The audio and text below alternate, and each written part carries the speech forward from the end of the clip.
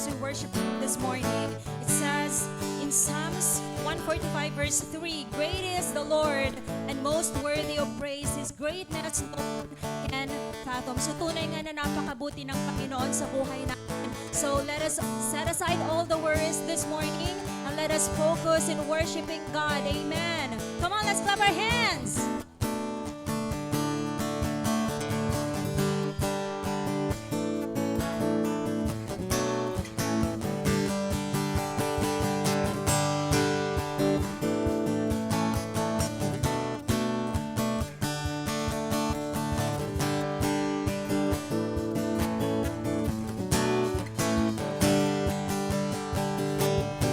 Beginning you were there and I was on your mind. And even through the darkest time, I can't deny you are here. So close to me, your unfailing love is all I need. You gave it all to rescue me, and now I'm free. There's nothing more.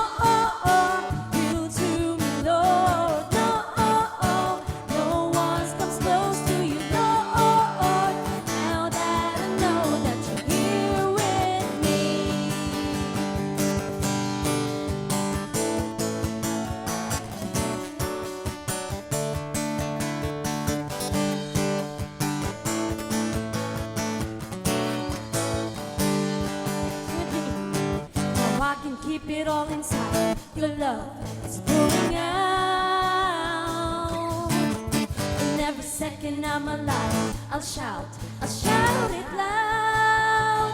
You are here, so close to me. Your unfailing love is all I need. You gave it all to rescue me, and now I'm free.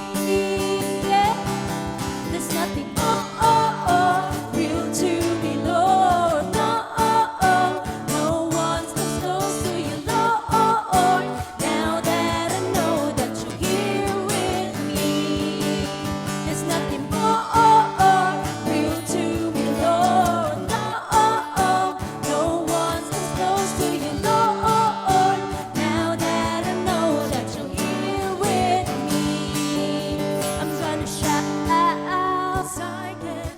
I'm gonna shout, 'cause I can't contain it. I'm gonna shout, 'cause I can't contain your love, your love, your love. Come on, church. I'm gonna shout, 'cause I can't contain. I'm gonna shout, 'cause I can't contain. I'm gonna shout, 'cause I can't contain your love, your love, your love.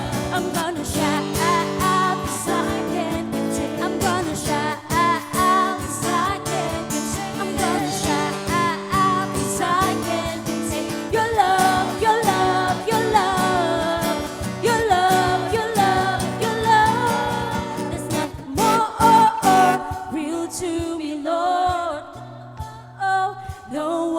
Close to you, Lord. Now that I know that you're here with me, there's nothing more real to me, Lord. No one's as close to you, Lord. Now that I know that you're here with me, you're here with me, here with me. Let's clap our hands and praise our great God. Amen. Come on. Yes, Lord, worship you, Lord.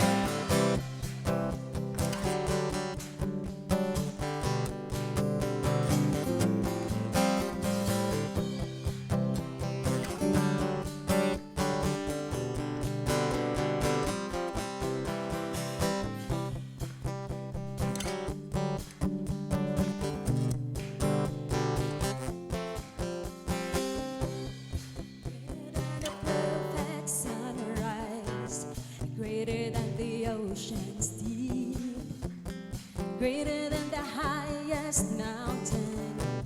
Lord, I believe you are greater than the world I see. Come on, yeah, Jesus, you're above everything, and your spirit is alive in me.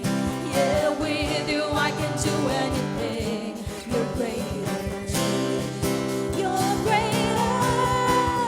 Oh, oh, oh, oh, oh, oh, oh, oh. Yes, God. Whoa, oh, whoa.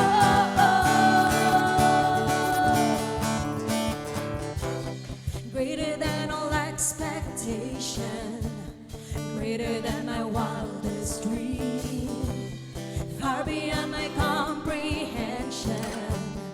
Lord, I believe you are greater than the world I see. Yeah, Jesus, you're above everything, and your spirit is alive in me. Yeah, with you I can do anything. You're greater. Whoa, oh, oh, oh, oh, oh, whoa, oh, oh. You're greater, God.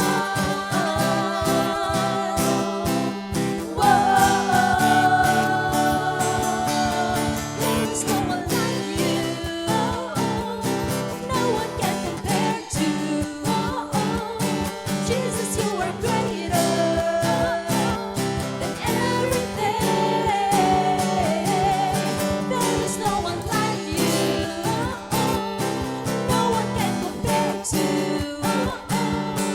Jesus, you are greater than everything. You are greater than the world I see. Yes, God. Yeah, Jesus, you're everything, Lord. And your spirit is alive in me. Yeah, with you I can do anything. You're greater. Jesus, you're greater. Oh, oh, oh, oh, oh, oh, oh, oh.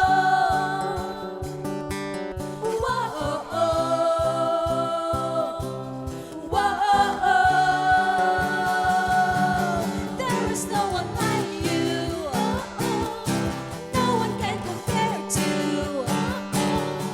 Jesus, you are greater than everything. There is no one like you. No one can compare to. Jesus, you are greater than everything. You are greater than the world I see. Yes, God. Yeah, Jesus, you're above everything. And your spirit is alive in me. Yeah, with you I can do anything. You're greater. Come on, let's clap our hands. As we praise your name, Father, in this place, and declaring that your name is greater. Come on, let's continue to worship our God in this place, and let's believe that the power of the Holy Spirit is right here within our midst right now. And my encouragement to every one of you is just open up your hearts and your mind. Open up your mouth, declare the highest worship, because we know that our God deserves all this worship. Come on, if you know the song, you can sing with us and worship our God in spirit and truth, for He deserves all the worship and all the honor and glory. Come on.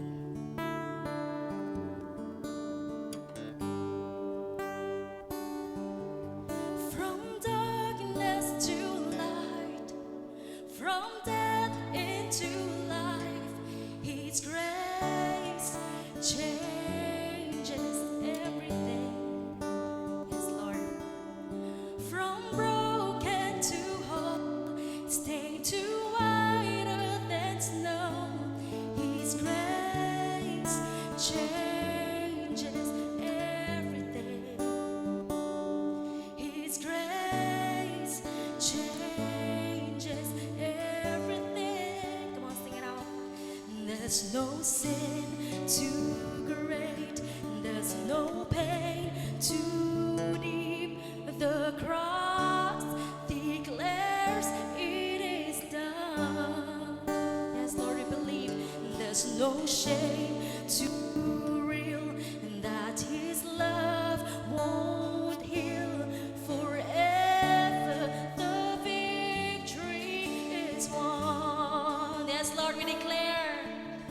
out once again.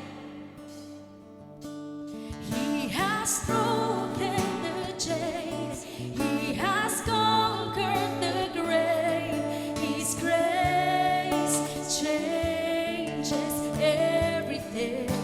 And by the power of His blood, we are daughters and sons. His grace changes everything. His grace changes everything. There's no sin too great. There's no pain too deep. The cross declares it is done. There's no shame too real that His love won't heal. Forever the victory is won. There's no sin too great. There's no pain too deep. The cross declares it is done. There's no shame too real that His love won't heal. Forever the victory is won. It is finished. I'll sing it out. It is finished. The victory is won. Come on, if you believe, you declare it today. It is finished. It is finished. It is finished. The victory is won. Yes, Lord, it is finished on the cross. We sing. It is finished. It is finished. The victory is won. It is finished. It is finished. The victory is won. Come on, sing it out once again. It is finished. It is finished. It is finished. The victory is won. It is finished. It is finished. The victory is won. There's no sin too great. There's no pain too deep. The cross declares it is done. There's no shame too real that His love won't heal. Forever the victory is won. There's no sin. There's no sin too great. There's no pain too deep. The cross declares it is done. There's no shame too real that His love won't heal. Forever the victory is won. Can we just raise up our hands right now, church, and let's declare once again that there's no sin too great. Come on, if that is your declaration today, raise up your hands and open your mouth and declare with all of your hearts. Come on, once again we sing. And there's no sin. Come on, sing it out. Yes, we believe, oh Lord. It is done. There's no shame.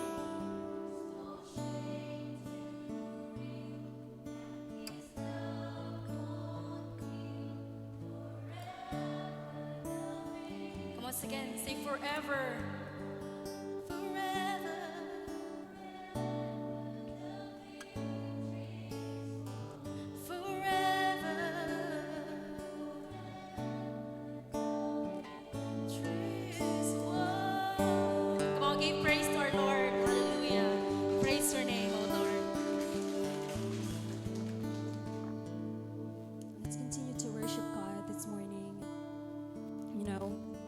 you're feeling tired or unmotivated in your spiritual walk,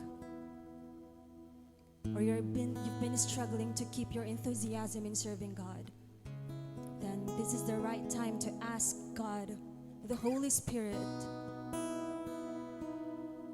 to light up the fire in our hearts right now, and God will fill us with His passion. And the key here is to open our hearts and ask God. Let's just humble ourselves right now to God. Yes, Lord. Come on, let's worship God and start asking God to fill you right now. Start asking God to fill you with His passion, with enthusiasm to serve Him. Hallelujah. Breathe through empty spaces,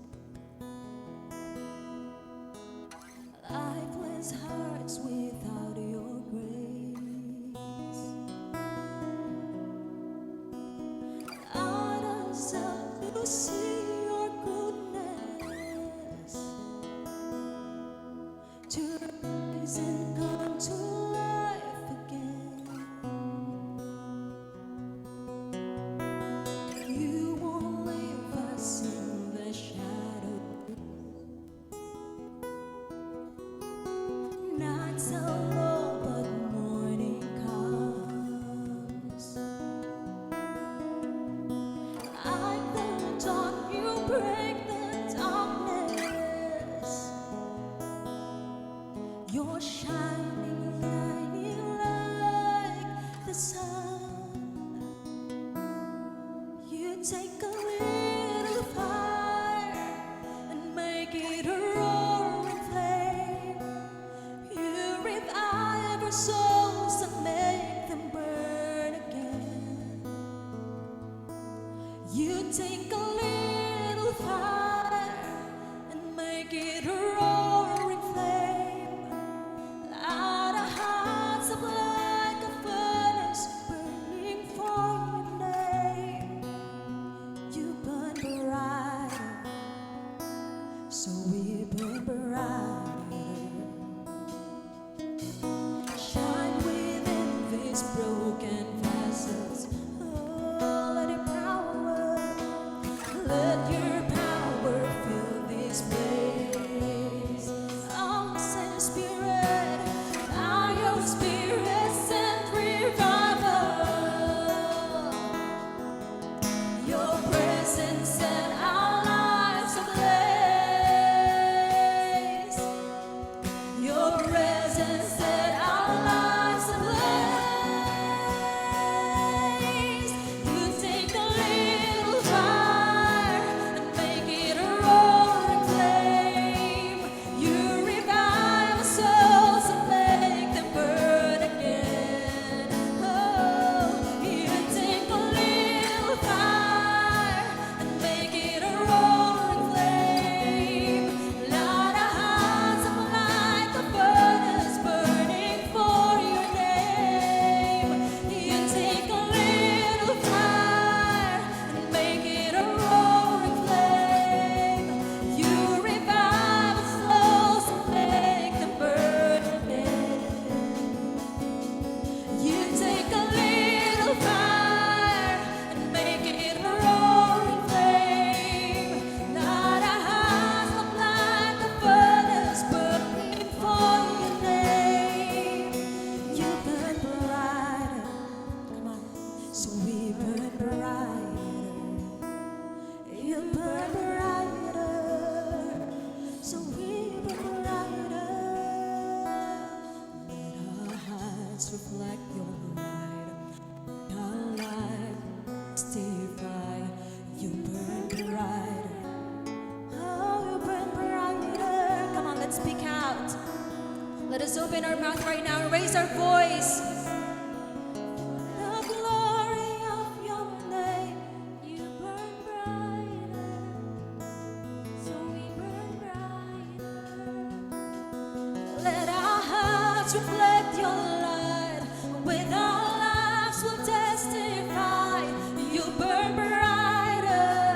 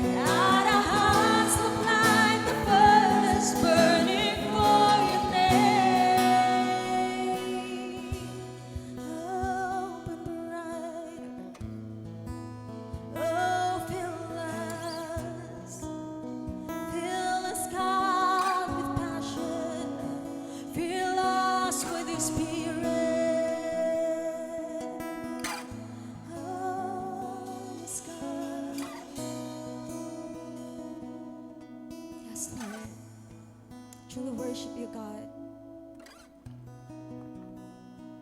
You know, church, sometimes it's really hard to focus on our faith.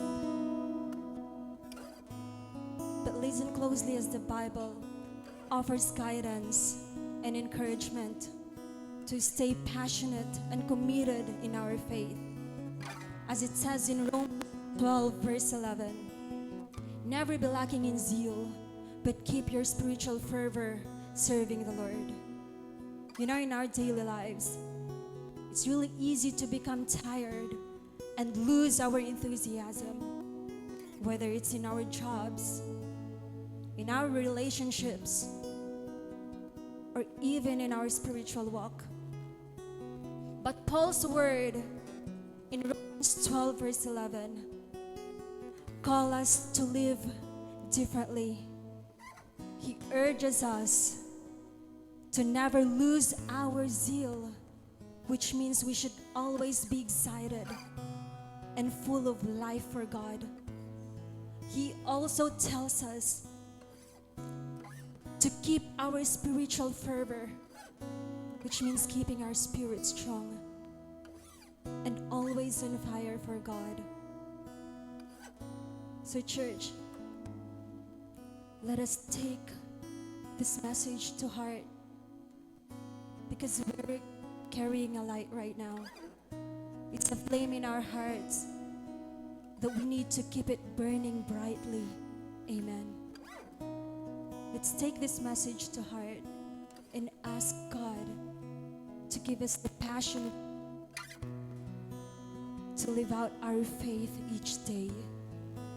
So shall we raise up our hands right now as we pray? Heavenly Father, we come before you, God, with a grateful heart. Thank you, God, for the reminder to never be lacking on zeal and keep our spirits fervent while serving you, God. Lord, we admit that sometimes we feel tired, but when this happens, God, we ask you to renew our spirits, Lord. We ask you to fill us with your passion, God. Lord, give us the zeal, Lord God, we need in order for us to serve you with joy and commitment. God, let our actions reflect your love and your light, especially to those people who are around us, God. And we ask you, Lord, that as we draw near closer to you, we ask you, God, to give us the passion, Lord God. Empower us, Lord. Give us the passion we need, Lord God, in order to serve you, Lord God. We praise and we glorify your name. And we trust, Lord God, that you will always strengthen us. Thank you, Lord, for being our source of strength and inspiration. Thank you, God. And these all we ask in the name of our Lord Jesus Christ. Everybody say amen.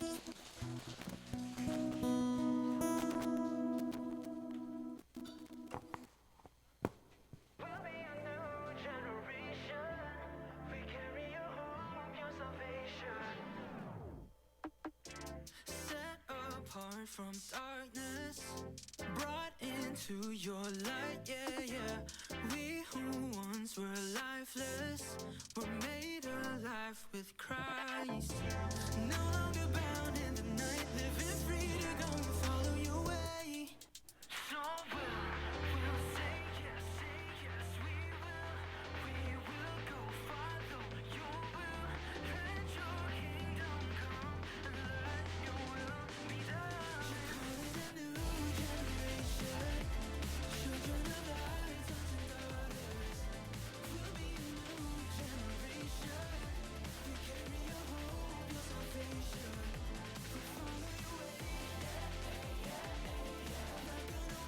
Hello, magandang tanghali po sa ating lahat. God's love surely is a consuming fire, no? It enables us to, even our hearts that is dead or faith that is dead, to come alive again. Sino naniniwala po sa gano'n, no? So it's time for us to give. Can we all be encouraged by the verse Deuteronomy chapter 8, verse 18? I'll read the ESV. And it says, "You shall remember the Lord your God, for it is He who gives you the power to get wealth, that He may confirm His covenant that He swore to your father as it is this day. Sino po mag-agree sa atin na hindi po tayo pare-parehas, no? Pagdating sa ating mga season. So may mga iba po sa atin na nasa season of inception, ano ibig sabihin? Nasa moment of beginning, pagyabong, pagusbong. May mga iba naman sa atin nasa season na ng conclusion. Ibig sabihin, narating na natin yung highest, narating na natin yung pinapapray natin, yung success na inahanap po natin, no? Pero we can all agree that Jesus is the Lord in every season. Amen po ba? No? Yun din yung may mga nagsasabi na sa tithing po, hindi na siya applicable sa atin. Kasi para sa Old Covenant yan, sinasabi, sa Old Testament, it is under the law. Sabi nila, nasa under grace na tayo, nasa new covenant na tayo, which is actually sacrificial giving. Well, it is clear today, no? Sabi nga sa verse na to, as it is this day. So ibig sabihin, even up till now, what is God saying? You shall remember that the Lord your God is the one who provides us the power to get wealth. It still stands today that what He had already sworn or confirmed His covenant, hindi lang siya natatapos sa Old Testament. Imagine nyo na lamang po, kapag yung covenant ni Lord nag-stop sa Old Testament. So ibig sabihin, hindi na tayo recipient ng covenant o ng promise ng Panginoon sa Old Testament kung ganun din lang. But it is saying that as it is this day, what is Jesus saying to us? In Matthew, He said that He did not come to earth. He did not come to abolish the law, but instead, He came to fulfill it. Same thing with Romans chapter 3, verse 31. Anong sinasabi? Do we then nullify the law by this faith? Sabi, not at all. Rather, we uphold the law. We have to understand, ang pagbibigay, ang ating tithing, we are saying that God first. When we give our tithes, we're saying, Lord, up until now, you are the Lord of all. You are the Lord of my finances. So when we give our tithes, alam niyo po ba na ang sacrificial giving, sa totoo lamang po, sacrificial giving is actually giving beyond 10%. Kaya nga siya sacrifice. It's not just merely giving, but may kirot sa puso. You are sacrificing. It demands a deeper level of obedience. It demands a deeper level of love. It demands a deeper level of commitment. So please understand na nung pinanganak po tayo, no, lahat po tayo naked.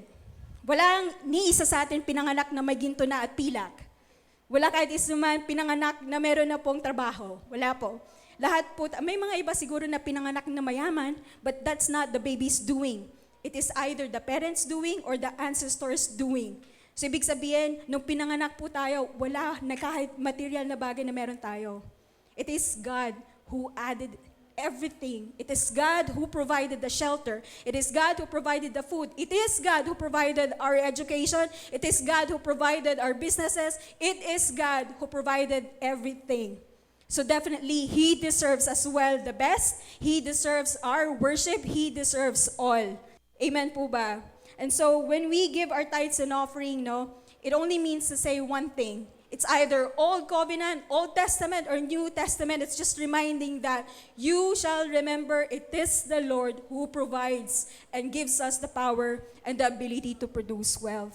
So, kung may takeaway man tayo, it says, the main principle behind tithing and giving is the fact that God is the one who gives the power to produce wealth.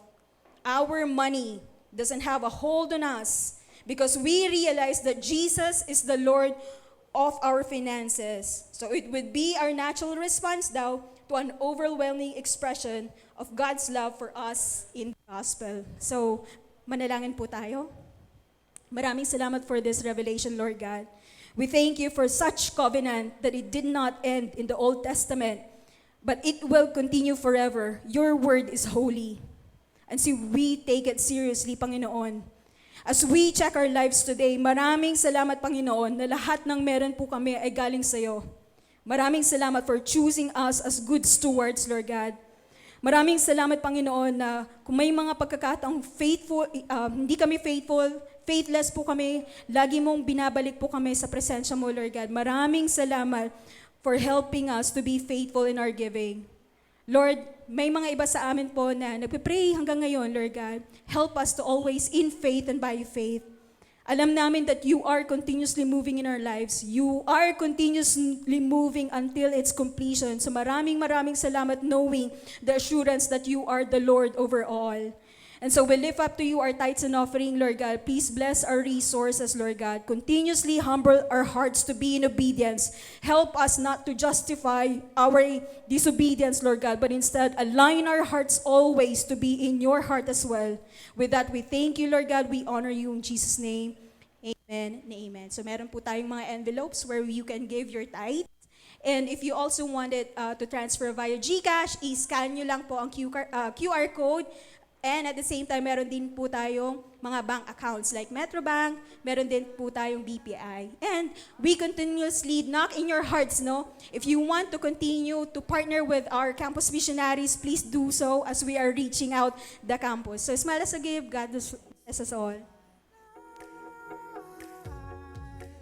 Never lost 'cause in you I take refuge wherever I go. Your love surrounds, in you I'm found. I sing your praises, I scream hallelujah. Found in your freedom, all I need is everything you are.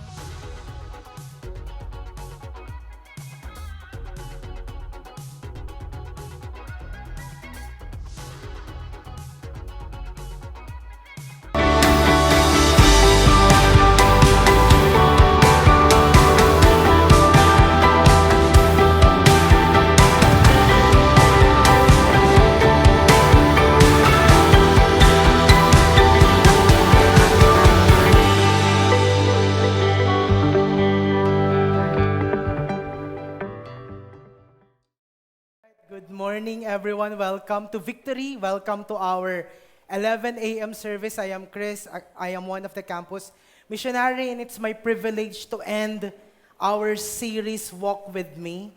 So, Victory lang po ito. I'll just give you a recap of our week 1. I'll just give you an introduction about the series. Actually, Walk With Me is an invitation of Jesus to know Him. Alright, walking with Him is not only going to church, diba, attending the church, having a victory group, pero aanhin natin lahat ng yon if ang layo natin kay Lord. That is why this series talks about walking and journeying with Jesus. Not only experiencing His power and miracles, but most especially, experiencing the heart of God. So week 1, it talks about following together, follow Him together.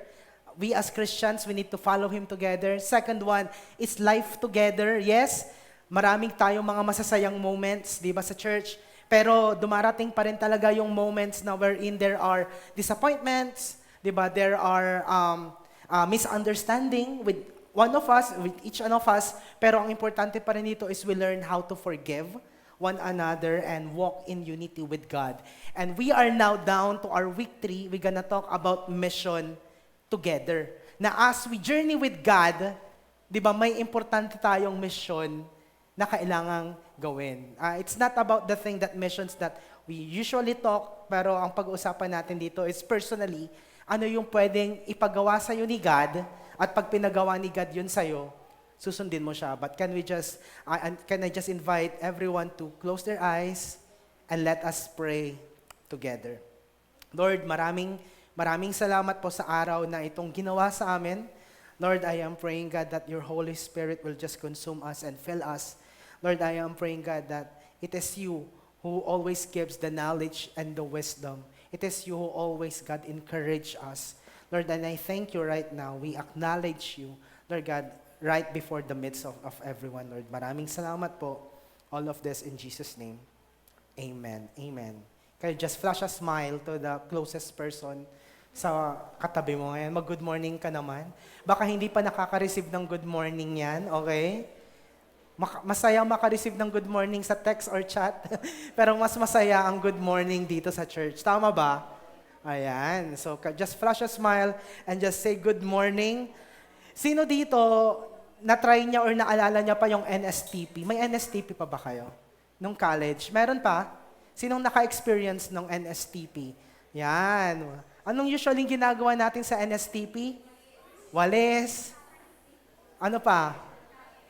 Kain, camping, attendance lang, uwi na, di ba? Yung mga ganon. Usually ganon lang yung NSTP natin, di ba? Pero meron akong hindi makakalimutang experience ko kasi may mini-mission kami bago kami makagraduate sa NSTP. So ang gagawin namin, pumunta kami sa isang barangay sa Dagupan, hindi ko na maalala, tinawag namin lahat ng mga bata. Alright, tinawag namin sila, tapos hindi lang para pakainin, I think hindi feeding program yung ginagawa namin eh. Pero ang sabi ng teacher namin, ang gagawin natin, ang mission nyo ngayon, ay hugasan ang kanilang mga paa at kamay. So imaginein mo yun, habang ginagawa ko yun, nagpa-flashback sa akin, ito yung nabasa ko sa Bible ah. Ito yung sineshare sa Sunday service about how Jesus washed the disciples' feet, that even though He is God, diba, He is very willing and very humble to wash, diba, the feet of the disciples. So nung ginagawa ko yun, sabi ko, this kind of mission na ginagawa dito sa little children, ang mission namin, turuan namin sila ng proper hygiene. Kasi maraming mga walang tsinelas, di ba, naglalakad-lakad lang doon, nagtatakbuhan sila doon, pero wala silang tsinelas, tapos madudumi yung kanilang mga paa at kamay. So our mission there is to teach them proper hygiene. Pero once we are in this church, more than the hygiene, ano yung mission na pwedeng ibigay sa atin ni Lord? At pag narinig mo to kay Lord, mag-o-obey ka ba or hindi? Ayan, exciting to. Pag-uusapan natin ngayon is in Luke 24. This is actually the last part of Luke. This is the last chapter of Luke. Okay, at pag-uusapan natin dito, what had happened here? Luke 24, the background of this is the life of the disciples after Jesus' death. So imagine niyo, for how many years they are with Jesus, they've been with Jesus, they experience all the things na ginawa ni Jesus, but suddenly, their Savior has died. Then suddenly, the hope that they are clinging to is no longer available for them. So anong gagawin nila? What are their expectations? May mga regrets ba? Diba? Imagine niyo to, the life of the disciples after the crucifixion of Jesus. They are afraid and they are downcast. Takot sila. Hindi lang sila takot, pero nangihina sila. Because for how many years, si Jesus yung pinangahawakan nila. But now, wala na. And maybe there are doubts in their lives saying, tama pa ba itong ginagawa ko? Tama pa ba nasusundan ko si Jesus? They are so afraid, they hide. Nagtago sila dahil natatakot sila na pag hinuli din sila, ipapako ulit sila. Ipapako din sila. That's why they are all scattered, they are hiding, they are afraid, and they are downcast. But on this chapter, biglang nagpakita si Jesus. After 3 days, biglang nagpakita si Jesus to some of them. Hanggang naging lahat sila, nakita na si Jesus. And we will start in Luke 24, verse 36. While the two, yung unang pinagkakitaan ni Jesus, were telling them this, suddenly, the Lord Himself stood among them and said to them, "Peace be with you." Imagine, they are hiding, they are afraid, they are downcast, nag-aaway-away sila, natatakot sila, but suddenly, in their midst, Jesus biglang nagpakita sa kanila, appeared to them, and He said these words, "Peace be with you." What a joy when Jesus offered and gave His peace with us. Ano pa ba yung feeling na ang gulo-gulo ng buhay mo, but suddenly Jesus came to interrupt all your worries in life, and He said to His disciples, "Peace be with you." He felt it Alam ni God yung pinagdadaanan ng mga disciples. Alam ni Jesus that they are downcast, that they are afraid, that they are in doubts. But despite of the feelings that they have, Jesus came in the perfect place at the perfect time. And He said to His disciples, "Peace be with you." And even in Luke 24:40 to 41, in verse 40, He said there, He said this, after niyang sinabi yon, showed them His hands and His feet. Pinakita niya, di ba, may butas. Kung saan pinako, kung saan siya natusok, hindi lang natusok, kundi nabutas ng malaking pako yung kanyang mga kamay at ang kanyang mga paa. Pinakita niya to sa kanyang mga disciples to prove na yung nakikita nila na nagsabi ng peace be with you is God Himself, is Jesus Himself. And in verse 41, they could not believe. They were so full of joy and wonder, so we asked them, "Do you have anything here to eat?" Alam mo yung lagi naman nilang naririnig to kay Jesus. For how many years, lagi namang sinasabi ni Jesus na mamamatay ako, pero after 3 days, mabubuhay ako. Binabanggit naman to ni Jesus sa kanila. Pero when this happened, when their Savior is gone, when their Savior is dead, all the hope and all the faith to the disciples vanishes. And sometimes it also happened to us. And sometimes we ask God, totoo ka pa ba, Lord?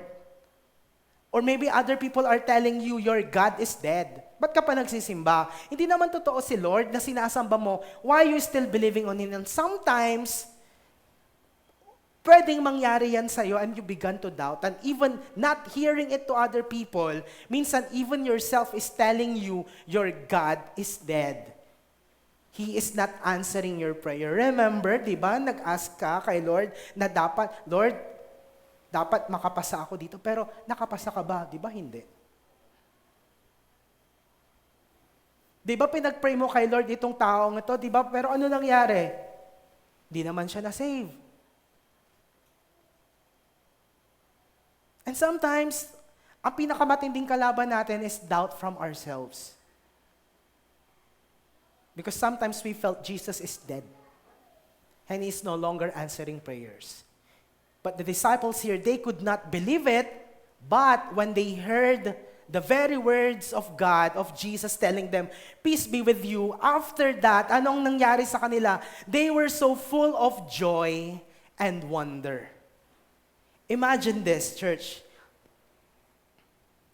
The very presence of God brings so much joy and wonder to a weary soul. Despite of the things that are happening inside the lives of disciples, malinaw na sinabi ng Bible, the disciples were so full of joy and wonder. Very presence pa lang ni Jesus, very words pa lang ni Jesus, na-comfort na sila. Nagbago na kaagad yung buhay nila. Kung ano yung nararamdaman nila, biglang nagbago yon. Napalitan yon at napuno pa yon ng joy and wonder. If you felt that verse or that phrase is only for the disciples there, I am telling you there's a lot of testimony na makapagpapatunay na despite of the problems na nangyayari sa kanila, once they prayed and asked Jesus, nung naramdaman nila yung presence ni God, nagbago yung buhay nila. Alam ko even dito, marami makapagtotoo niyan. Marami kayong mga pinagdaan ng problema. Pero nung si Jesus na yung bumisita sa inyo, kahit hindi pa nasusolusyonan yung problema nyo, na-experience mo yung joy. Na-experience mo yung peace. If it happened in the past, and it's happening here today, it still be, and it could still happen in the future. At ang sabi niya dito, di ba? Nagtanong pa siya, meron ba kayong pagkain? Do you have anything here to eat? It's a relationship na mag-close talaga sila. Dahil sino ba namang tao ang hindi close ang hihingi ng pagkain. 'Di ba? Malalaman mo lang naman yan kung close na kayo. Pag binubuksan niya na yung ref mo, hindi siya nagpapaalam. 'Di ba? Yung tubig na nga lang yung nandun. Wala ka bang soft drinks? Yung mga ganong bagay. It's a relationship na tanging mga magkakaibigan lang yung gumagawa nun. And Jesus, after He said this, He asked His disciples, may pagkain ba kayo? It means, yung relationship nila, hindi mababaw. Pero yung relationship ni Jesus sa kanyang mga disciples ay malalim. Alright? And then what had happened here in verse 44, then He said to them, "These are the very things I told you about while I was still with you. Everything written in the law of Moses, the writings of the prophets, and the Psalms had to come true." Ni-remind ulit sila ni Jesus na, lagi niyong tatandaan, lagi ko itong sinasabi sa inyo. Lagi ko itong pinapaalala sa inyo na lahat ng nakasulat sa law of Moses, the writings of the prophets, and the psalmists ay dapat mangyari. Ano ba yung mga nakasulat doon? Ano ba yung lagi nilang tinatandaan doon? Simple lang. Ang laging nire-remind nila doon is Jesus reminding them about the death and resurrection of the Messiah will be fulfilled. For how many times, bata pa lang sila, for generations to generations, ang laging sinasabi ng kanilang ninuno, may magliligtas sa atin. May magliligtas sa atin. May tutulong sa atin. Yun yung laging sinasabi ng kanilang mga ninuno. And then, Jesus is reminding them that there is a Messiah, that this Messiah will experience death and resurrection at mafufulfill yun. And then what had happened after this, in verse 45, then He opened their minds to understand the Scripture. Imagine, they are in doubt, they are in pain, they are downcast, and finally Jesus appeared to them saying all of these things. Hindi pa nakontento mag-remind si Jesus. But after He said all of those things, in verse 45, Jesus opened their minds to understand the Scripture. One thing is very sure, church. If you want to grow in the love of the Lord, don't just rely yourself to this preaching. If gusto mo makilala si God sa buhay mo, huwag kang magre-rely ng isang taong tatayo dito at magaling magsalita at kaya niyang explain lahat ng Scripture. If that is your goal, nagkakamali po tayo. Because it is only the power of Jesus, it's only God who could open minds para ma-understand natin yung Scriptures. More than the people here who are explaining everything to you. It is always Jesus who could open minds to understand Scriptures. Kaya kung maghihingi tayo ng understanding, if maghihingi tayo ng revelation, don't ask it to other people. Ask it to God. Ano po ba ang trabaho or ano po ba ang purpose ng Bible? What is the purpose of the Bible? Ano bang purpose ng Scriptures? Diba? The job of Scripture is not to lead you to more knowledge, but to lead you to Jesus. A lot of people made these mistakes. Ang gusto lang nilang malaman, knowledge. Kaya nung na-accumulate nila lahat ng knowledge sa Bible, nasagot lahat ng tanong nila tungkol sa Bible, nag-stay na lang po yan sa utak. But the very purpose of the Scripture is hindi ka lang makakuha ng talino, hindi ka lang makakuha ng wisdom, pero ang pinaka-purpose po nito is to lead you to Jesus. Ang daming taong matalino pero malayo naman kay Lord. Ang daming taong kayang mag-interpret ng Bible, kayang mag-preach sa harap, pero ang layo naman kay Lord. The job of Scripture is to lead us to Jesus. Don't just understand God in your thoughts. Understand Him in your heart. If you wanted to grow longer and deeper kay Jesus Christ, don't just understand Him through scriptures. You need to understand Him in your heart. Kasi po, bakit? Yung revelation naman na nakuha ng katabi mo is different from what God is telling you. At hindi lang po dapat maintindihan natin siya dito. Kasi there's a lot of things in our lives na kahit basa ka ng basa ng scripture, hindi mo pa rin naiintindihan why it is happening to you. But you know what? Once you understand Him in your heart, everything follows. Ang gusto lang naman sa'yo ni God, mahalin mo siya, makuha mo yung, maramdaman mo siya, hindi lang yung ma-amaze ka sa Kanya, yung nakarinig ka ng mga ganitong kwento, wow, ang galing naman, nakarinig ka ng mga kung ano-ano, wow, ang galing naman.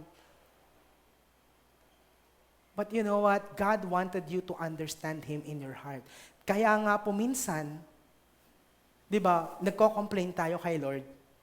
Ang dami nating gustong sabihin kay Lord kasi naintindihan lang natin siya sa isip. Lord, di ba sabi sa scripture ganito? Lord, di ba kapag cleanim ko to, di ba dapat ganito, ganyan? Eh paano kung bumaliktad na ang lahat pero hindi mo pa rin nakuha? And you began, di ba, to ask God, to complain to God, even to cancel Him in your life. Because sometimes, hanggang isip lang, pero hindi mo nilagay sa puso lahat ng narinig mo, lahat ng binabasa mo. Don't just understand Him in your thoughts. Understand Him in your heart. In verse 46, and He said to them, "This is what is written, the Messiah must suffer and rise from death 3 days later." Dito pa lang, nire-remind niya na ulit yung mga disciples niya. Ito yung sinasabi ko na sa inyo matagal na. That the Messiah must suffer and must rise from death 3 days later. And in verse 47, and in His name, the message about repentance and forgiveness of sins must be preached to all nations, beginning in Jerusalem. Church, forgiveness and repentance of sins, sabi niya, must be preached to all nations because makukuha lang natin lahat ng forgiveness and repentance in His name. Sa pangalan ni Jesus. Forgiveness is only through His name. Repentance is only through His name. That is why, if all the forgiveness, repentance, power, miracles is in His name, the very mission is to preach the gospel. That is our very mission in life. Hindi lang po dapat naririnig mo to and it stay with you, pero your very mission, why you are hearing this preaching, is for you also to share this to others. Wala nang iba na nilalang na inutusan ni Jesus para mag-preach ng gospel. You cannot find in the Bible na sinabi niya sa mga animals, preach the gospel. Wala siyang sinabi sa mga puno at halaman, preach the gospel. Ang tanging sinabi niya, all the works of hand of God declares His glory. Pero wala siyang sinabi na go and make disciples sa aso. Sinabi niya to sa tao. Sinabi niya to sa atin. That in His name, the message about repentance and forgiveness of sins must be preached to all nations. Sinabi niya to all nations, not only in the Philippines. It started in Jerusalem, in Israel, and then it will spread out. And it happened because all of His disciples came from Israel. And they go and make disciples in every part of the nations. And in Luke 24, verse 48, ito pa yung sabi niya, and you are witnesses of these things. Sinabi niya to sa mga disciples na, kayo ay buhay na saksi sa lahat ng sinasabi ko. Why? Because the disciples witness everything what Jesus has done in reaching out the lost. The disciples are there when He healed the sick. The disciples are there when He make miracles of bread and fish. The disciples are there when He raised Lazarus to life. Lahat ng ginawa ni Jesus Christ, the disciples are there. Kaya ang sabi niya, you are witnesses of these things. Nakita nyo, narinig nyo, at kayo yung magpapatotoo ng lahat ng nakita nyo. But my question is, have you experienced and witnessed the power and forgiveness of God? Kung tayo yung mag-uusap dito, masasabi mo ba sa sarili mo na, yes, Kuya Chris, I am also a witness of the power and forgiveness of God in my life. Ano na ba yung mga na-receive mo kay God? Ano na ba yung mga ginawa niya sa prayers mo?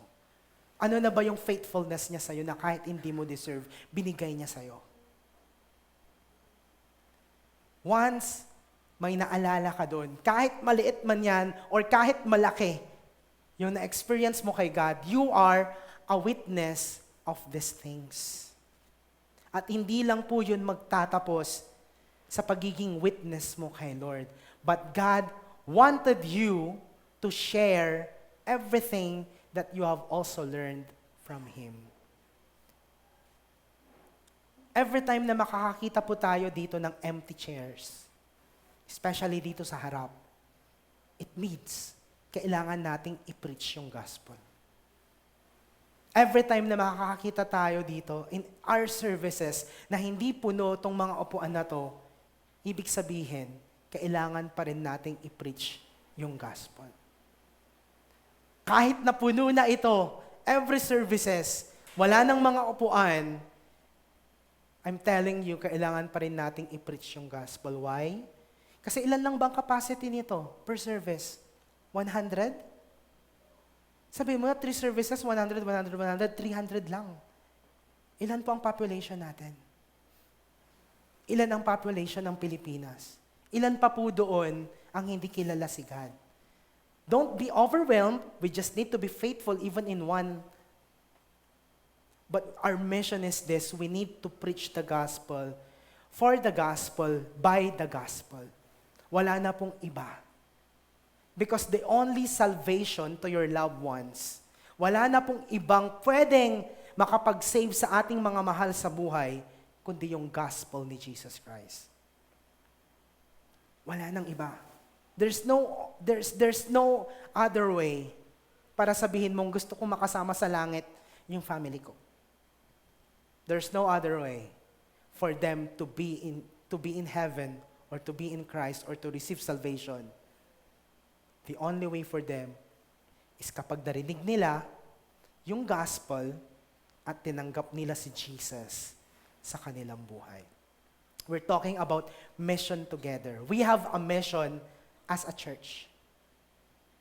Mission is not only when you go. Mission is when you obey.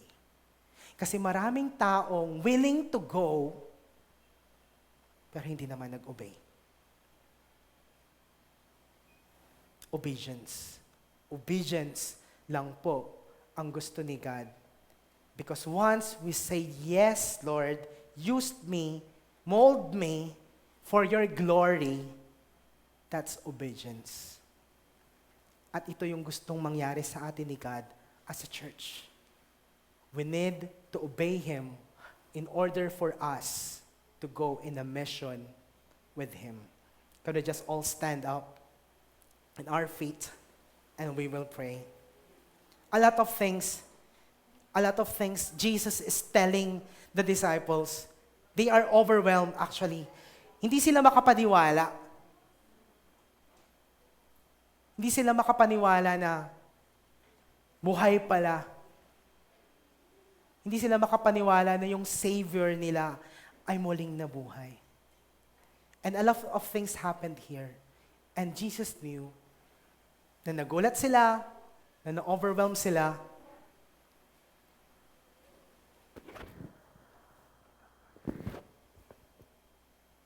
But Jesus knew this. As we end this, in Luke 24, verse 49, it says here, "And I myself will send upon you what my Father has promised. But you must wait in the city until the power from above comes down upon you." Alam ni God na sobrang weak nitong mga taong to. Na hindi pa sila perfect.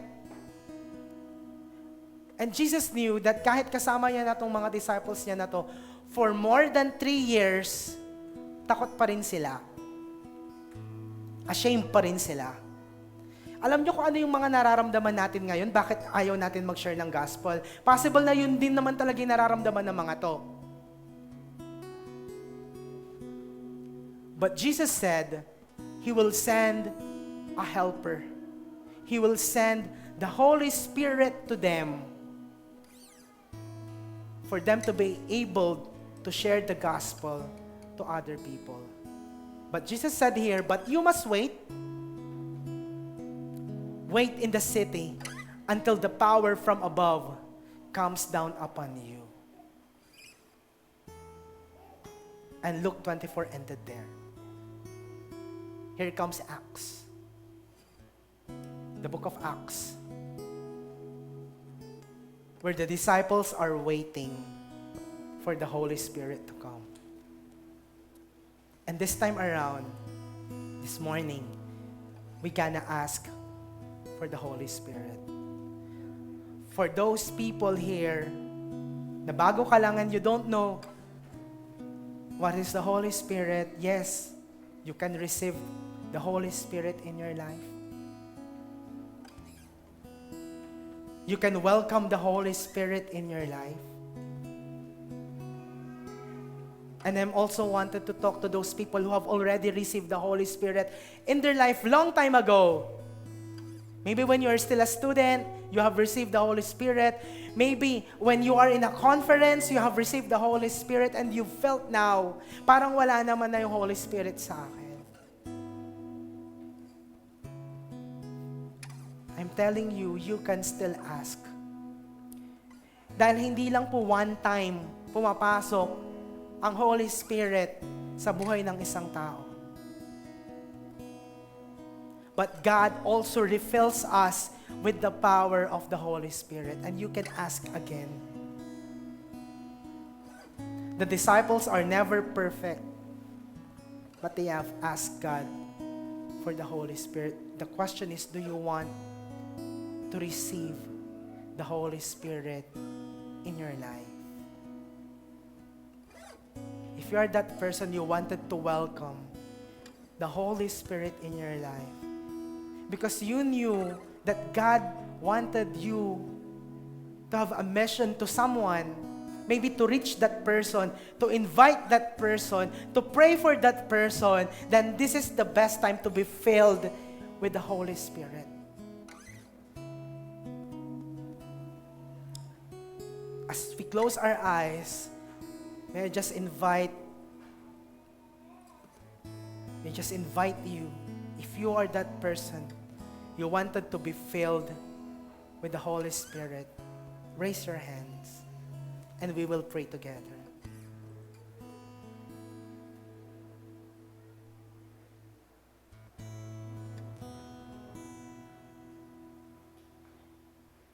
Thank you, Lord. Gaano man kataas ang aming mga kamay, ito naman po gusto naming ibaba ang aming mga puso.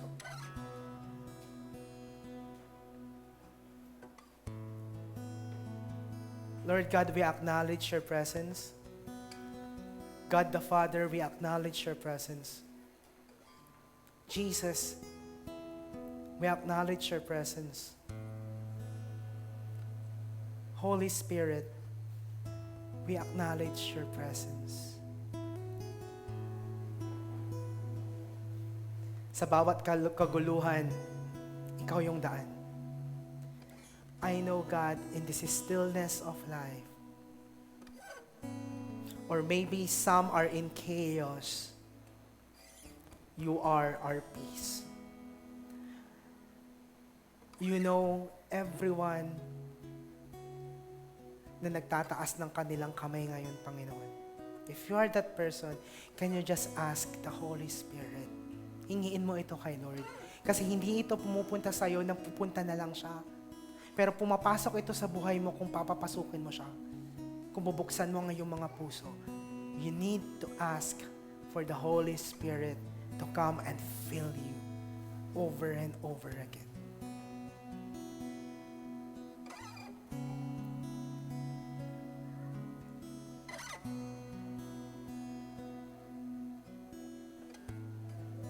Thank you, Jesus. For in this place you have set peace. For in this place you have set refuge. For this gathering, God, binababa mo ang forgiveness mo and your love to everyone. Thank you, Jesus. May this fire stay with us for the rest of our lives, and we will be ready to preach the gospel anywhere, in season and out of season. Thank you, Lord. We acknowledge you. We worship you. All of this in Jesus' name. Amen and amen. Can we just worship and give thanks to God?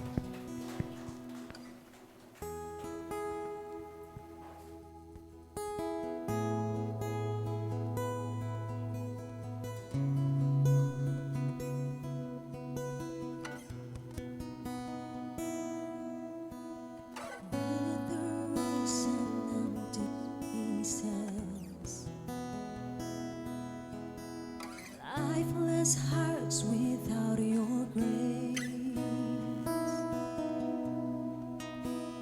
Burdens up to see your goodness, to rise and come to life again. You won't leave us in the shadows. Nights are long, but morning comes. Like the dawn, you break the darkness. Your glory shining like the sun. You take a little fire and make it a roaring flame. You revive the souls and make them burn again. You take a little fire and make it a roaring flame. Light our hearts up like a furnace burning for your name. You burn brighter, so we burn brighter. Shine within these broken vessels. Shall we raise up our hands right now? Let your power fill this place. Oh, let your power by your spirit send revival. Your presence set our lives ablaze. Your presence set our lives ablaze. You take a little fire and make it a roaring flame. You revive the souls and make them burn again. You take a little fire and make it a roaring flame. Light our hearts up like a furnace burning for your name. You take a little fire and make it a roaring flame. You revive our souls and make them burn again. Oh, you take a little fire and make it a roaring flame. Light our hearts up like a furnace burning for your name. You burn brighter, so we burn brighter. Again, You burn brighter, so we burn brighter. Let our hearts reflect your light. With our lives we'll testify. You burn brighter, so we burn brighter. We will never be the same for the glory of your name. You burn brighter, so we burn brighter. Let our hearts reflect your light. With our lives we'll testify. You burn brighter, so we burn brighter. We will never be the same for the glory of your name. You burn brighter, so we burn brighter.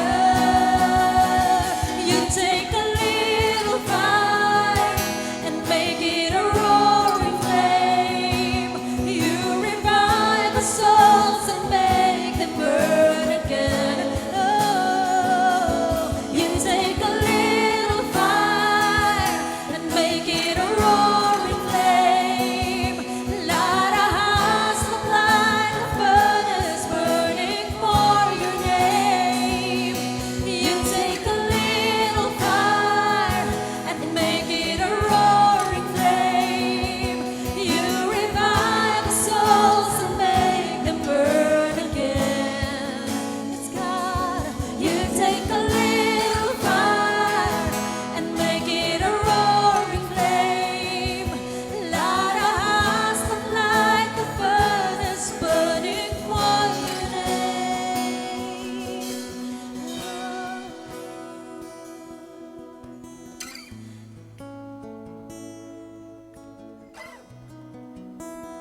I just pray and thanks to God. Lord, thank you for this wonderful day. We acknowledge you. Thank you for your very presence that you have bestowed to each of us. May we always remember your goodness and be thankful to everything that you are doing in our lives. Thank you for being our refuge. Thank you for being our Father. Thank you, God, for teaching us to love other people also, for us to preach the gospel for them. Maraming salamat po. All of this in Jesus' name. Amen and amen. Could we just give glory to God? God bless everyone and enjoy the rest of our day.